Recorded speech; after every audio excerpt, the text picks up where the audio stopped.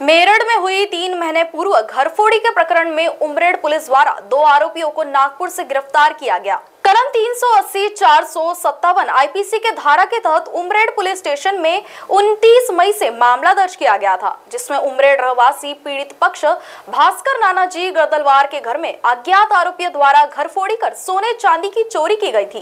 गौरतलब है कि उमरेड पुलिस के मुखिया नवनियुक्त थानेदार अनिल राउत द्वारा आते ही क्राइम डिटेक्शन को महत्व दिया गया। उन्होंने थाने स्तर पर प्रलंबित मामले की जानकारी ली और उस दिशा में संपूर्ण गुनों को उजागर करने के लिए थाने स्तर पर सभी अधिकारियों सहित कर्मचारियों को मार्गदर्शन दिया। बता दें, संदिग्ध आरोपियों को बीते दिनों में पूछताछ कर मामले की जांच आरंभ हुई। प्रकरण शिनाख्त होने पर आरोपियों को देर शाम गुरुवार को नागपुर स्थित गोलीबार चौक से गिरफ्तार कर लिया। आरोपियों में गोलीबार चौक रहवासी सोमनाथ उर्फ गुड्डू प्रदीप खापेकर, वही आरोपी मनोज निमजे को पुलिस ने हिरासत में लिया। साथ ही सोने चांदी के 1 लाख के दागिने सहित चोरी में इस्तेमाल की गई 2 पहिया वाहन पुलिस को डिटेन किया गया। महाराष्ट्र टीवी 24 के लिए राहुल गुप्ता की रिपोर्ट।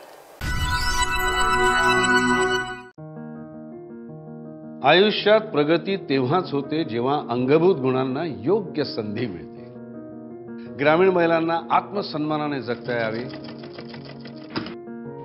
त्यांची जीवनोन्नती व्हावी म्हणून केंद्र आणि राज्य सरकार एकत्र कार्यरत आहे। गरीब महिलांच्या आयुष्यात समृद्धी यावी म्हणून उपजीविकेचे विविध स्रोत निर्माण केले जात आहेत।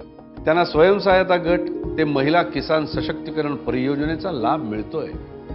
महिला बचत गटातील उत्पादनांच्या विक्रीसाठी महालक्ष्मी सरस माध्यमातून हक्काची बाजारपेठ मिळवून दिलेली आहे।